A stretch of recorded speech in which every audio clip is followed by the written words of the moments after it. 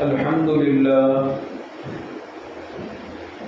لله وكفى وسلام على عباده الذين اصطفى أما بعد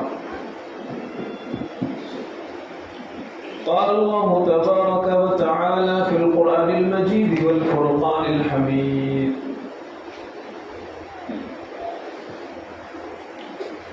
أعوذ بالله من الشيطان الرجيم بسم الله الرحمن الرحيم يا أيها الذين آمنوا كتب عليكم الصيام كما كتب على الذين من قبلكم لعلكم تتقون صدق الله العظيم. محترم بزرگوں اور دوستوں، رمضان المبارک کا مقدس اور محترم مہینہ شروع ہو چکا ہے، اور اللہ تبارک و تعالی کی توفیق سے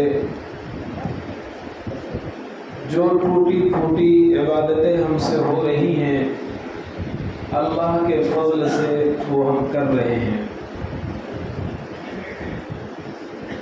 لیکن رمضان کی قدر ہم کیسے کریں؟ اپنا رمضان ہم اچھا کیسے بنائیں اور بہترین رمضان ہمارا کیسے گزر جائے، اس کی فکر ہمیں کرنی چاہیے.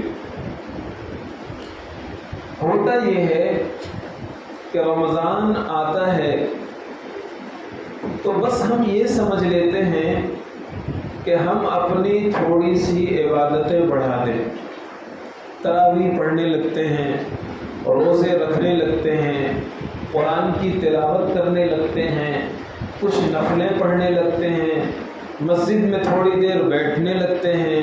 بہت اچھی چیز ہے اور کرنا چاہیے، لیکن اس کے ساتھ ساتھ اور بھی کچھ چیزیں کرنے کی ہیں. جب وہ ہم کریں گے تب ہمیں اصل رمضان کی روح حاصل ہوگی اور اصل رمضان کی برکت حاصل ہوگی. اللہ تبارک و تعالی نے قرآن پاک میں فرمایا کہ میں نے تمہارے اوپر روزے اس لیے فرض کیے ہیں لعلکم تتقون، تاکہ تم گناہ چھوڑنے کی پریکٹس کر کے ہمیشہ گناہ چھوڑنے والے بن جاؤ. لعلکم تتقون، صاحب جلالین لکھتے ہیں ای المعاصیہ، تاکہ تم روزہ رکھ کر کے، جس طرح روزہ رکھ کر کے تم نے پریکٹس کیا، پانی چھوڑ دیا، کھانا چھوڑ دیا، دوا چھوڑ دیا، اور بھی کھانے پینے کی ساری چیزیں چھوڑ دیا، سخت پیاس لگی ہو، کام کر کے آئے ہو، دھوپ میں تپ کر کے آئے ہو، گھر میں کوئی دیکھنے والا نہ ہو، کچن میں فریج میں بہترین قسم کا ٹھنڈا جوس رکھا ہو، بہترین فالودہ رکھا ہو، لیکن کیا کسی مسلمان کا ہاتھ فریج کی طرف بڑھے گا؟ کوئی دیکھنے والا نہیں ہے، کوئی ریکارڈ کرنے والا نہیں ہے، لیکن کسی مسلمان کا، کمزور سے کمزور ایمان والے کا جو روزہ دار ہے، اس کا ہاتھ فریج کی طرف نہیں اٹھتا ہے. اسے معلوم ہے کہ میرا رب دیکھ رہا ہے. جس طرح روزے میں یہ پریکٹس ہوتی ہے کہ کھانا چھوٹ جاتا ہے، پینا چھوٹ جاتا ہے، اور آدمی بند کمروں کے اندر ہو، تنہائیوں میں بھی ہو، تو بھی اپنے اللہ کی وجہ سے وہ کھانا پینا چھوڑ دیتا ہے. اسی طرح اصل روزے کا مقصد یہ ہے کہ تم اپنی لائف میں گناہ بھی اسی طرح چھوڑ دو. یہ ہے روزہ دینے کا مقصد جو قرآن بتاتا ہے، لعلکم تتقون ای المعاصیہ، تاکہ تم گناہ چھوڑ دو. جب کبھی گناہ کا موقع آئے، یا جب کبھی طبیعت شیطان بہکائے، اور جب کبھی نفس گناہ کی دعوت دے، تو اس وقت تمہارا یہ روزہ کام آئے گا. جس طرح اللہ کی وجہ سے تم نے یہ چھوڑا ہے کھانے پینے کی چیزیں، اسی طرح اللہ کو دیکھ کر اور اللہ کو حاضر ناظر سمجھ کر کے اللہ کی نافرمانی کے کام بھی چھوڑ دو. اگر ہم اپنے روزے میں یہ چیزیں کر رہے ہیں کہ ہم نے گناہ کو بالکل چھوڑ دیا، تب تو سمجھیے کہ ہمارا روزہ صحیح جا رہا ہے، ہمارا رمضان صحیح چل رہا ہے. پوچھتے ہیں نا بھائی روزہ کیسا جا رہا ہے؟ مست جا رہا ہے، اچھا چل رہا ہے. اچھا چل رہا ہے کس کا اچھا جا رہا ہے؟ کس کا؟ جس نے اپنے روزے کو گناہ سے بچا لیا، جس نے اپنے روزے کی حالت میں ایک بھی گناہ نہیں کیا، کسی چیز کا گناہ نہیں کیا، تب اس کا روزہ صحیح جا رہا ہے۔ کیوں؟ صحیح حدیث میں نبی پاک صلی اللہ علیہ وسلم نے فرمایا، بخاری شریف کی حدیث ہے، من لم یدع قول الزور والعمل به فلیس للہ حاجۃ ان یدع طعامہ وشرابہ، کہ اگر کوئی روزہ رکھ کر کے اپنی زبان کو گناہ سے نہ بچا سکے، روزہ رکھ کر کے اپنے آپ کو گناہ سے نہ بچا سکے، تو اللہ کو اس کی بھوک اور پیاس چھوڑنے کی کوئی ضرورت نہیں، اللہ کو اس کے بھوک اور پیاس چھوڑنے کی کوئی ضرورت نہیں۔ مسلم شریف کی حدیث میں نبی پاک صلی اللہ علیہ وسلم نے فرمایا، وَرَمَضَانِ إِلَى رَمَضَانِ مُكَفِّرَاتٌ لِمَا بَيْنَهُنَّ إِذَا اجْتُنِبَتِ الْكَبَائِرُ، کہ ایک رمضان سے دوسرے رمضان تک جو بھی گناہ ہوں گے اللہ تعالیٰ ان سب کو معاف کر دے گا رمضان کی برکت سے، لیکن شرط یہ ہے کہ رمضان میں اپنے آپ کو گناہ سے بچاؤ، رمضان میں اپنے آپ کو گناہ سے بچاؤ۔ تو اصل حضرات صحابہ کرام کیا کرتے تھے؟ حضرت ابو ہریرہ رضی اللہ تعالیٰ عنہ کے بارے میں آتا ہے کہ آپ اپنے شاگردوں کو لے کر کے مسجد میں بیٹھ جاتے تھے، کوئی پوچھتا ابو ہریرہ کیا کر رہے ہو؟ کہتے نطہر صیامنا، ہم اپنے روزے کو پاک صاف کرنے کے لیے مسجد میں بیٹھے ہیں، بازاروں میں جائیں گے، باہر کے چکر لگائیں گے، غیبتیں بھی ہوں گی اور کچھ گناہ بھی ہو سکتے ہیں، اس لیے ہم مسجد میں آ کر کے پڑ گئے ہیں، اب گناہ نہیں ہوں گے، اور گناہ سے بچ کر کے ہم اپنے گناہ سے بچ کر کے ہم اپنے روزے کو پاک صاف کر لیں گے اور بچا لیں گے۔ حضرت طلق رضی اللہ تعالیٰ ایک صحابی ہیں، وہ جب روزہ شروع ہو جاتا بس وہ گھر میں بند ہو جاتے تھے، صرف نمازوں کے لیے مسجد آیا کرتے تھے، صرف گھر میں رہا کرتے تھے۔ کسی نے پوچھا حضرت ایسا کیوں کرتے ہیں؟ فرمایا میں اپنے روزے کو گناہ سے بچانے کے لیے ایسا کرتا ہوں۔ تو اصل چیز یہ ہے کہ ہم اپنے روزے میں کوئی بھی گناہ نہ کریں۔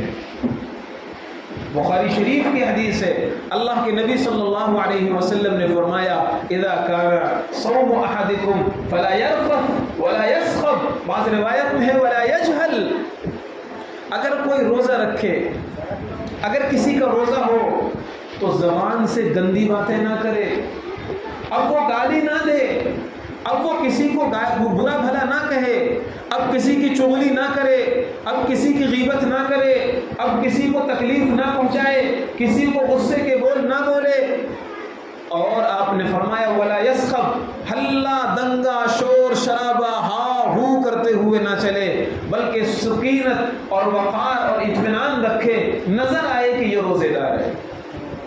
دوسری روایت میں ولا یجہل، کوئی بھی جہالت کا کام روزے کی حالت میں نہ کرے، بلکہ اللہ کے پیغمبر صلی اللہ علیہ وسلم نے اسی حدیث کے آگے یہ بھی فرمایا، فَإِن صَابَهُ أَحَدٌ أَوْ قَاتَلَهُ، اگر کوئی دوسرا جہالت کا کام کرنے لگے، کوئی دوسرا الجھنے لگے، کوئی دوسرا ستانے لگے، کوئی دوسرا گالم گلوچ پہ اتر آئے، کوئی دوسرا تکلیف پہنچانے لگے، تو یہ دفاعی پوزیشن اختیار کرتے ہوئے بھی گالی نہ دے، یہ اپنا دفاع اور ڈیفنس میں بھی گالی گلوچ نہ کرے، بلکہ اس سے کہہ دے فَلْيَقُلْ إِنِّي امْرُؤٌ صَائِمٌ، بھائی میرا روزہ ہے۔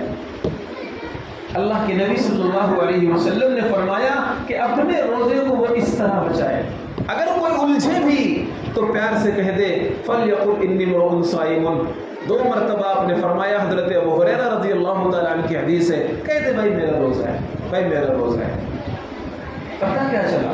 پتہ یہ چلا کہ اپنے روزے کو ہمیں بچانا چاہیے گناہوں سے۔ ہوتا کیا ہے، رمضان کی قدر ہم کیسے کرتے ہیں؟ چند اعمال بڑھا کر کے کر لیتے ہیں، یہ رمضان کی حقیقی قدر نہیں ہے۔ رمضان کی حقیقی قدر یہ ہے کہ ہمیں ایک بھی گناہ ہمارے نام اعمال میں نہ لکھا جائے، ایک بھی گناہ نہ لکھا جائے، نہ آنکھ کا گناہ ہونے پائے۔ نوجوانوں سے میں کہتا ہوں موبائل مت دیکھو، اگر رمضان شروع ہو گیا ہے طے کر لو ہمیں صرف ضرورت کی چیزیں دیکھنا ہے، اور بلا ضرورت ہمیں یوٹیوب پر، فیس بک پر، انسٹاگرام پر اور فلاں جگہ ہمیں جانا ہی نہیں ہے، اس لیے کہ آدمی اگر جائے گا تو گناہ میں مبتلا ہو جائے گا۔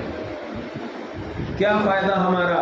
اگر ہماری آنکھ گناہ سے پاک نہیں ہو رہی ہے، اسی طرح موبائل پر ہم فلمیں دیکھ رہے ہیں، اسی طرح موبائل میں سیریل دیکھ رہے ہیں، اسی طرح موبائل میں شارٹس دیکھ رہے ہیں، اسی طرح موبائل میں دوسری چیزیں اگر ہم دیکھ رہے ہیں، کیا فائدہ ہمارا روزہ رکھ کر؟ نبی نے فرمایا صرف بھوک اور پیاس اسے ملے گی، اللہ کے ہاں اس کا روزہ قبول نہیں ہوگا۔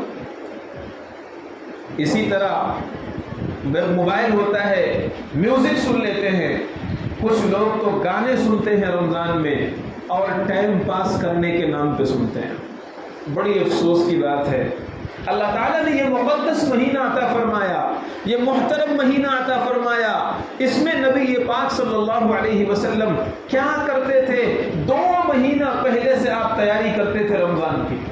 رجب کا مہینہ جب رجب کا چاند ہوتا تھا، اللہ کے نبی صلی اللہ علیہ وسلم کی دعا ہوتی تھی، اے اللہ میری عمر بڑھا کر کے مجھے رمضان تک پہنچا دیجیے۔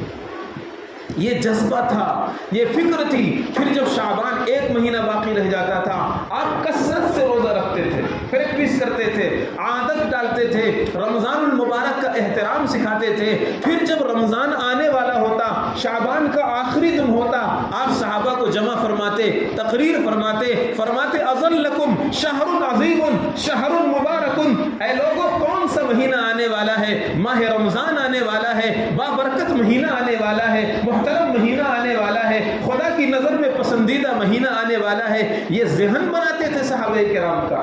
پھر جب ماہ رمضان آ جاتا تھا، کنز العمال کی روایت ہے، آپ نے صحابہ کرام کو فرمایا اذا دخل رمضان فشمروا له، جب رمضان آ جائے کمر کس لو۔ سال کے 11 مہینے تم نے بہت آرام کیے، سال کا 11 مہینہ اپنے کاروبار میں لگے رہے، دوست احباب میں لگے رہے، شاپنگ میں لگے رہے، بازاروں میں لگے رہے۔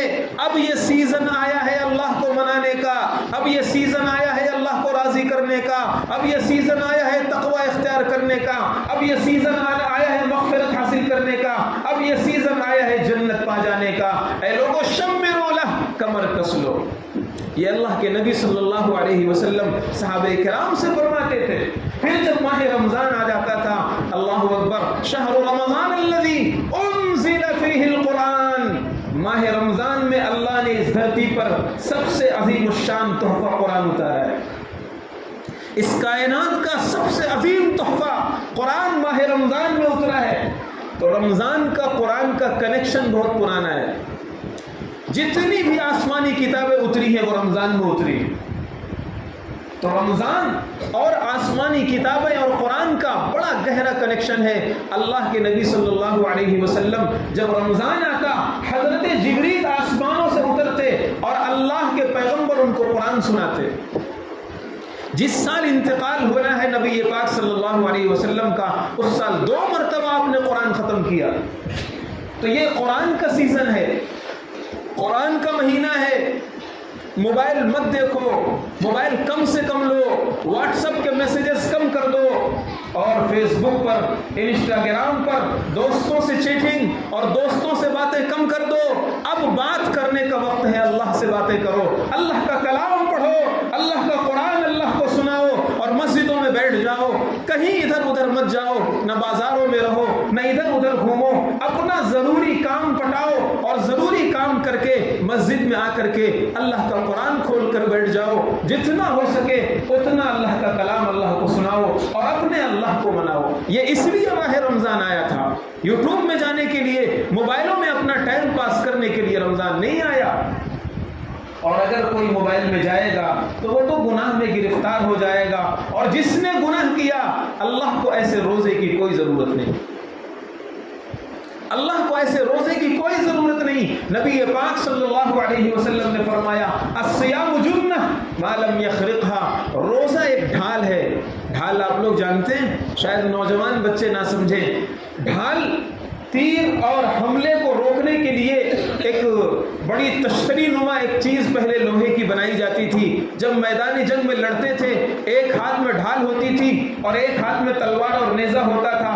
تلوار اور نیزے سے دشمن پر اٹیک کرتے تھے اور ڈھال سے دشمن کی وار کو روکتے تھے۔ تو دشمن کی وار کو روکنے کے لیے ڈھال پہلے استعمال ہوتی تھی۔ نبی پاک صلی اللہ علیہ وسلم نے فرمایا اے مسلمانوں، الصیام جنہ، روزہ ڈھال ہے شیطان کے اٹیک سے بچنے کے لیے۔ نفس کے حملوں سے بچنے کے لیے روزہ بہترین ڈھال ہے. لیکن آگے جو جملہ نبی نے فرمایا وہ کپکپا دینے والا ہے. فرمایا مالم یخرقھا، ڈھال اس وقت تک کام آتی ہے جب تک ڈھال سیف ہو، ڈھال پھٹی ہوئی نہ ہو. اگر ڈھال پھٹ جائے گی وہ دشمن کے حملے کو نہیں روک پائے گی. اگر روزہ تمہارا صحیح ہے تبھی وہ شیطانی حملوں سے تم کو بچا پائے گا. لیکن اگر گناہ کر کے، غیبت کر کے، جھوٹ بول کر، چغلی کر کے، دھوکہ دے کر کے، گالی دے کر کے اگر تم نے روزے کو پھاڑ دیا، اپنے روزے کی ڈھال کو خراب کر دیا، اب یہ ڈھال تمہارے کچھ کام آنے والی نہیں ہے. تو بزرگوں اور دوستوں، رمضان میں بھی اگر کسی کا جھوٹ نہ چھوٹے، کیا فائدہ اسے روزہ رکھ کر کے؟ ملے گا مقدر کا. جھوٹ بول کر کے مت کماؤ، جھوٹ بول کر کے، دھوکہ دے کر کے مت کماؤ. اگر یہ چند پیسے ہمیں ظاہری طور پر دکھ بھی گئے، یہ وکیلوں کی فیس میں جائیں گے، ڈاکٹروں کی فیس میں جائیں گے، ادھر ادھر پریشانیوں میں خرچ ہوں گے، یہ تمہارے کام آنے والے نہیں. یہ برکت کی روزی نہیں ہے. جھوٹ جس میں ہو، فراڈ جس میں ہو، وہ برکت والی روزی نہیں ہوتی.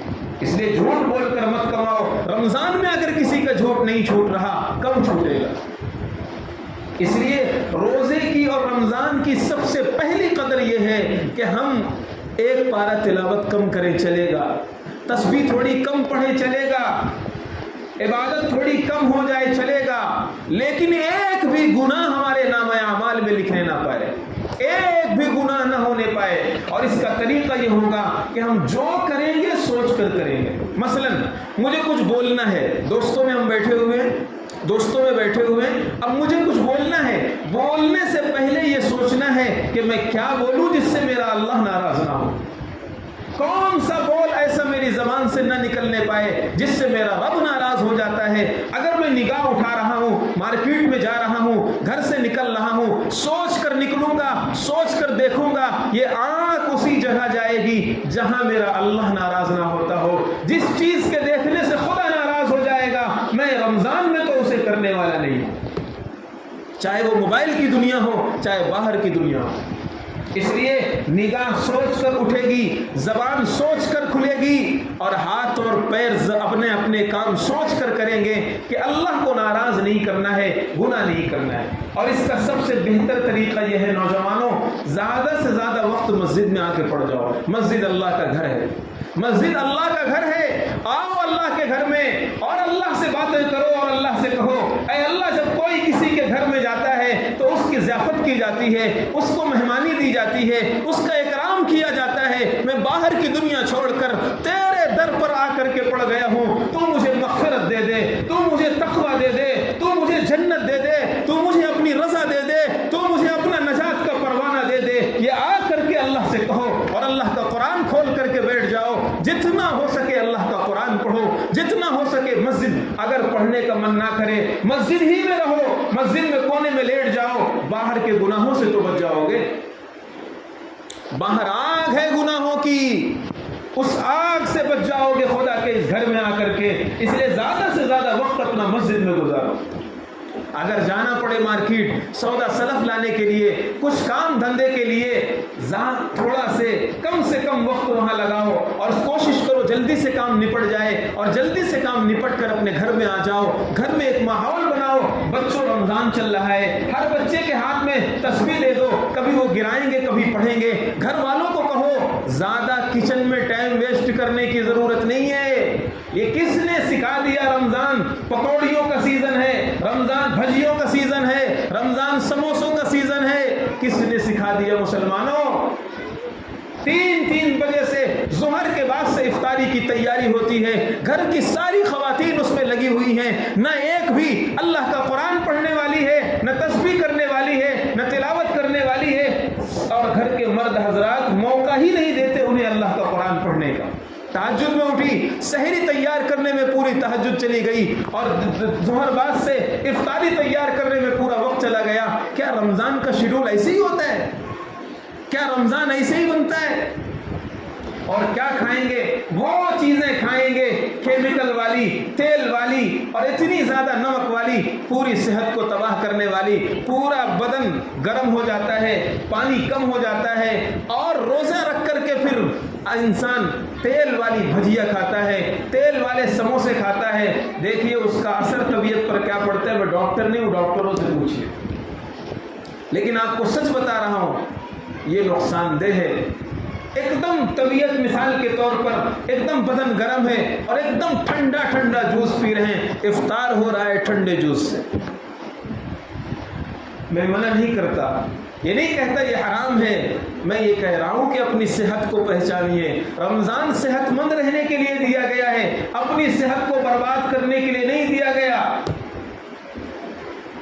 तो खैर टॉपिक चेंज हो जाएगी, दूसरी तरफ मैं चला जाऊंगा, अभी सेहत पर बात आ जाएगी। तो मैं अर्ज ये कर रहा हूं कि रमजान की कदर के लिए सबसे पहला काम ये करना है कि हमें अपने आप को गुनाहों से बचाना है। दूसरा काम हमें ये करना है कि ज़्यादा से ज़्यादा वक्त मस्जिद में लगाना है। ज़्यादा से ज़्यादा वक्त आप मस्जिद में दीजिए। नौजवान जितने भी हैं, मोबाइल कम से कम इस्तेमाल करके आप मस्जिद में आ जाइए। मस्जिद में आ जाएंगे तो बहुत से खुराफात से खुद ब खुद बच जाएंगे। और तीसरी जो सबसे अहम चीज़ है वो ये है कि रमज़ान अल्लाह तबारक व तआला ने कुरान पाक ही के लिए उतारा है। कुरान पाक रमज़ान में उतरा है। शाह वसीउल्लाह साहब रहमतुल्लाह अलैह अभी माजी करीब के बड़े बुजुर्गों में हैं, बड़े बुजुर्गों में। वफ़ात से कुछ महीने पहले वो एक शेर पढ़ा करते थे, फूल क्या डालोगे तुरबत पर मेरी, खाक भी तुमसे न डाली जाएगी।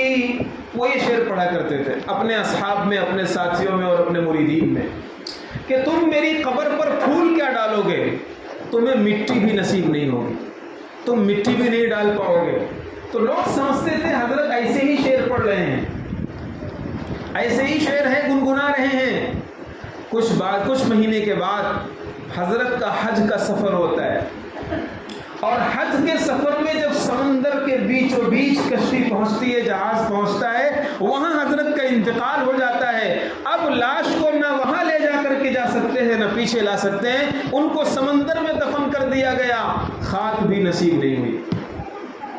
बड़ी अजीब शख्सियत थी। यहाँ कुरला में बयान हो रहा था, बहुत पहले की बात है, कुरला में बयान हो रहा था। उस जमाने की बात है, हालात इस तरह नहीं थे, और कुछ लोगों ने शरारत शुरू की जलसा रोकने के लिए।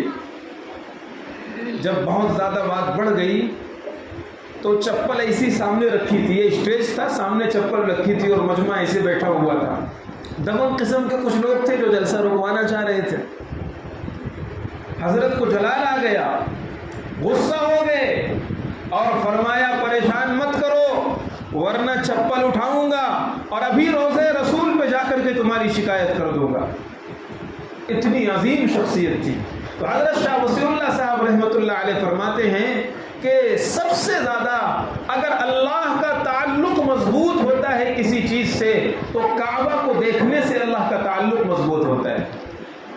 मुरीदीन बैठे हुए थे, कहने लगे हजरत सबको काबा देखना कहाँ नसीब, किसके पास इतना पैसा है जो बार बार उम्रा कर सके, जो बार बार हज कर सके, हर बंदा वहाँ नहीं जा सकता है। तो हजरत ने बड़ी अजीब बात फरमाई, फरमाया काबा तो अल्लाह की मखलूक है, इंसानों का बनाया हुआ घर है।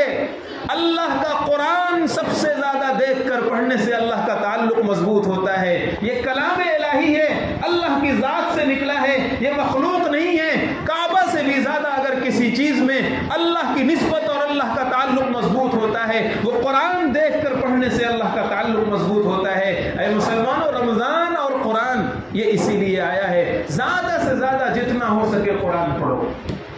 और कुरान जिसका सही ना हो, तजवीद के साथ ना पढ़ता हो, गलत कुरान पढ़ता हो, वो बाकायदा कुरान सही करने की कोशिश शुरू कर दे, बाकायदा कोशिश शुरू कर दे। इमाम साहब से, मुअज्जिन साहब से, हाफिज साहब से मिल करके 5-10 मिनट निकाले अपनी ज़िंदगी का, अल्लाह का कुरान मुझे सही करना है।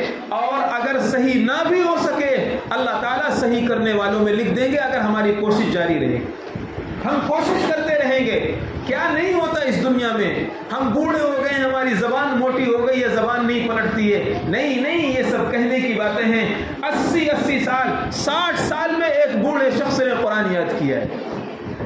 60 साल का बूढ़ा अल्लाह का कुरान हिफ्ज कर सकता है और हम नाजरा कुरान अब सही नहीं कर सकते हैं। ये सब कहने की बातें हैं। और किसने कहा है कि आप कुरान सही कर लो? कहीं नहीं लिखा हुआ। कुरान सही करने की कोशिश कर लो, ये तो कर सकते हैं। कुरान सही हो ना सही हो ये हमारी जिम्मेदारी नहीं है। हम 10 मिनट निकाल कर, टाइम निकाल कर बाकायदा कोशिश और मेहनत करेंगे, अल्लाह ताला मरने के बाद हमें कुरान सही पढ़ने वालों में उठाएगा। ये तो हम कर सकते हैं। इसलिए रमज़ान जब कुरान का महीना है तो हम कुरान से अपना रिश्ता जोड़ें, कुरान समझने की कोशिश करें, कुरान सही पढ़ने की कोशिश करें, कुरान ज़्यादा से ज़्यादा पढ़ें। तो रमज़ान की कदर का हासिल ये है कि हम अपने औकात को इबादत में लगाएं, शॉपिंग में ना लगाएं। ख़रीदारी के नाम पर ये औरतें, मजमा मर्दों का है इसलिए कह रहा हूँ, औरतों के चक्कर में बहुत ज़्यादा मत पड़िए। ये घर वाले नए नए डिज़ाइन के कपड़े और अच्छी अच्छी सैंडलों में आपका पूरा आखिरी अशरा बर्बाद कर देंगी। ईद की तैयारी के नाम पर पूरा आखिरी अशरा बर्बाद हो जाएगा। आखिरी अशरे में शब कदर होती है। आखिरी अशरे में नबी पाक सल्लल्लाहु अलैहि वसल्लम कमर बिस्तर पर लगाना छोड़ देते थे, इतना एहतमाम होता था। और हमारा आखिरी अशरा शॉपिंग के नाम पर बाजारों में जाता है। खरीद लो भाई, अगर खरीदना है। 2 महीना पहले नबी पाक सल्लल्लाहु अलैहि वसल्लम ने जहन बनाया रमज़ान आने वाला है, रमज़ान आने से पहले शॉपिंग कर लो, रमज़ान आने से पहले ईद के कपड़े बनवा लो, रमज़ान आने से पहले रमज़ान का राशन खरीद लो, रमज़ान आने से पहले रमज़ान की जितनी ज़रूरी चीज़ें हैं इस तरह की वो कर लो। लेकिन चलो अगर अभी नहीं कर पाए तो घर वालों को जल्दी से निपटा दो, और जो भी उनकी खरीदारी थोड़ा मोड़ा है वो अभी 2-4 दिन में जल्दी से निपटा करके ख़त्म कर दो और उनका जहन बनाओ। तो भी मोहताज है अल्लाह की मग़फ़िरत की और मैं भी मोहताज हूँ अल्लाह की मग़फ़िरत का। नबी पाक फरमा रहे हैं, अजीब हदीस है, बहुत अजीब हदीस है। अल्लाह के नबी सल्लल्लाहु अलैहि वसल्लम ने हज़रत जिब्रील अमीन की बद्दुआ पर आमीन कहा है। जिब्रील अमीन की बद्दुआ ये है, हलाक हो जाए वो शख्स, बर्बाद हो जाए वो शख्स जिसे रमज़ान मिले और उसकी मग़फ़िरत ना हो सके, जिसे रमज़ान जैसी मुक़द्दस बाबरकत साथ मिले, बारिश की तरह अल्लाह की मग़फ़िरत बरस रही है और फिर भी वो अल्लाह की मग़फ़िरत को हासिल ना कर पाए। मन अदरक रमज़ान, दूसरी रिवायत है, मन अदरक रमज़ान वलम युग़फ़र लहू अबअदहुल्लाह, जिसे रमज़ान नसीब हो और उसकी मग़फ़िरत ना हो सके, समझो वो अल्लाह की नज़र से रामदे दरगाह है, अल्लाह की नज़र में वो महरूम है जिसे रमज़ान मिले और उसकी मग़फ़िरत ना हो पाए। तो इसलिए खरीदारी पूरे साल करते रहेंगे भाई, अच्छे कपड़े पूरे साल पहनते रहेंगे। अभी तो ज़्यादा से ज़्यादा दुआओं में अपने आप को लगाइए, नमाजों में अपने आप को लगाइए। जिसकी क़ज़ा नमाजें बाकी हो वो नफिल कम से कम पढ़े, क़ज़ा ज़्यादा पढ़े। जिसकी क़ज़ा नमाजें बहुत सारी बाकी, उलमा से पूछिए, मुफ्तियों से पूछिए, नफिल कम पढ़ो, पहले क़ज़ा है, क़ज़ा की अदायगी करो, आखिरत में पकड़ हो जाएगी। इसलिए क़ज़ा नमाज़ें जिसकी जितनी बाकी हैं कोशिश करके ज़्यादा से ज़्यादा वो क़ज़ा पढ़े और तरावीह पूरी पढ़ो और तरावीह एहतमाम से पढ़ो। ऐसा नहीं है कि इमाम साहब ने अल्लाह का कुरान शुरू किया और हम वहाँ वज़ू खाने में बैठे हुए हैं, जब रुकू करने के लिए इमाम झुकता है भाग करके हम तरावीह में खड़े होते हैं। किसके लिए तरावीह पढ़ रहे हो? क्या वो ज़ात तुम्हें नहीं देख रही है? क्या अल्लाह तुम्हें इस तरह की हरकतें करता हुआ नहीं देख रहा है? उसकी तरावीह का मजाक बनाया जाए, उसकी इबादत का मजाक बनाया जाए और फिर ये उम्मीद की जाए वो जन्नत हमें दे देगा, फिर ये उम्मीद की जाए वो मग़फ़िरत हमें दे देगा। इसलिए एहतिमाम के साथ सही ढंग से अच्छे तरीके पर अल्लाह का कुरान सुनो, हिम्मत करो। सीज़न के लिए, चंद कौड़ियों के लिए लोग सुबह 8-9 बजे से रात 10 बजे तक खड़े खड़े धंधे में गुजार देते हैं, उनके पैरों में थकन नहीं आती, उनकी ताकत आ जाती है और अल्लाह का कुरान सुनने के लिए 1.5 घंटे खड़ा होना मुश्किल है। क्या हो गया है हमें?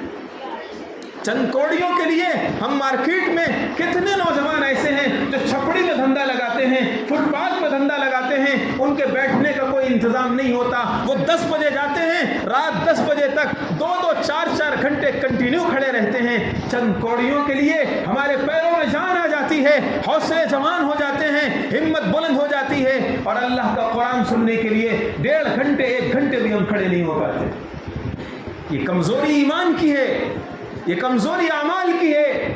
इसलिए جیسا ابھی تک گزرا خراب تراب گزرا ہو توبہ کیجئے، معافی مانگیے، ایک تہیہ کیجئے، ارادہ کیجئے کہ ہمیں رمضان کی صحیح قدر کرنا ہے اور صحیح ڈھنگ سے رمضان گزارنا ہے۔ اللہ تبارک و تعالی ہمیں عمل کی توفیق عطا فرمائے اور جیسا رمضان اللہ کو گزارنا پسند ہے ویسے ہمیں کرنے کی توفیق عطا فرمائے۔ گناہوں سے اپنے آپ کو بہت بچائیے۔ وآخر دعوانا الحمدللہ رب العالمین۔